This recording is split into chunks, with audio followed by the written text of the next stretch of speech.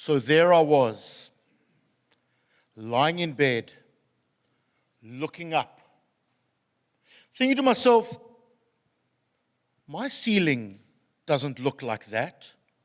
Something is different. And as I was wondering that, a smiling face of a nurse looks down at me. She sees the confusion in my eyes, saying to me, don't worry, you're in hospital. Why? What happened? You were in a car accident. Is Lisa okay? I said, lying there in the bed. No, she's fine. Okay, but I'm not sure what's going on. How did this happen? I don't know how it happened, but here you are. And I was strapped into the bed, wondering. And I turned around and I said, I want to phone Lisa and explain to her what's happened. Oh no, she knows. How does she know? Well, you've been here 3 months. I discovered that I had broken 2 vertebrae in my neck, right up at the top, C2 and C3, for anyone who knows anything about medicine. And I had been on heart-lung machines for 6 days short of 3 months at that point in time. It took 5 months for me to move out of hospital. And as I was getting ready to move out, I started just struggling more and more with what was now going to be my new reality.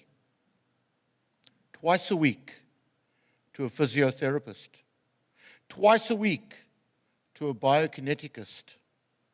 I had to learn how to walk again.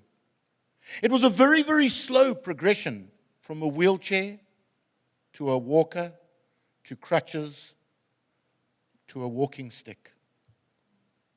And as much as I celebrated that I was getting better at walking, darkness fell. And I slumped down into a dark space, not knowing about my future, not understanding why. It made me think about my dad and the impact he left on me when he died at a very young age. I was only 15 when he died. What about my children? What about me and my unit and my family? I thought about my 2 children and how well they got on with each other, even with a 16-year age gap between them.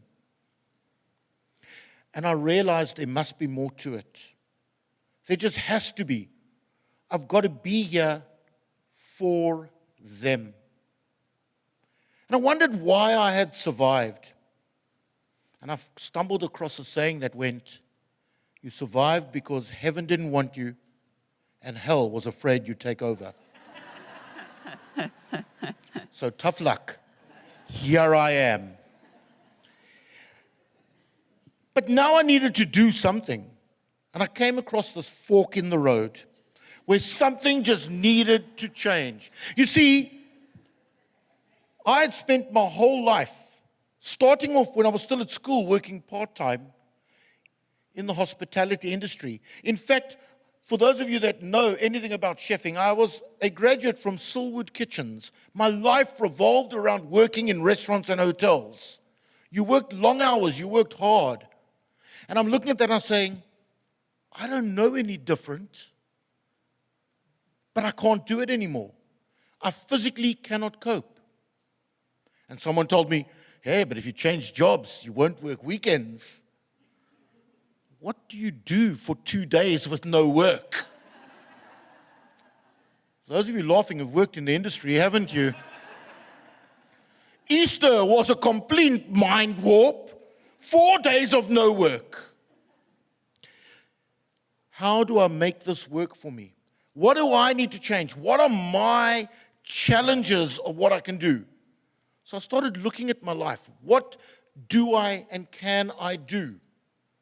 And I said, one of the things that I loved doing was helping others. And I was using a lot of self-hypnosis on myself to overcome all of the obstacles from the hospital stay. And I looked at the power of hypnosis, and I thought, am I able to help others with what helped me? It's powerful. But can I actually make a career out of it? And the answer, as I stand here today, is a definite yes. Embracing the power of your mind is phenomenal. And when you go and you help other people and you're making a change in other people's lives, it is the most wonderful thing ever. Standing up there on the top of Signal Hill, that's not me, that is my younger son.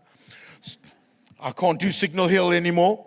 Standing at the top of Signal Hill and then climbing to the top of Lion's Head and watching the sunset, realizing the world is such a big place, so much bigger than where we think we are and what we think we can do and we can achieve. And just pushing yourself that little bit further and that little bit more, knowing that you are feeding off all of those people that you are helping and working with. And I looked at this one saying and realized this is who and what I am. Benjamin Franklin, you are today, because of what you were yesterday, creating your tomorrow. What kind of tomorrow are all of you creating right now? Thank you.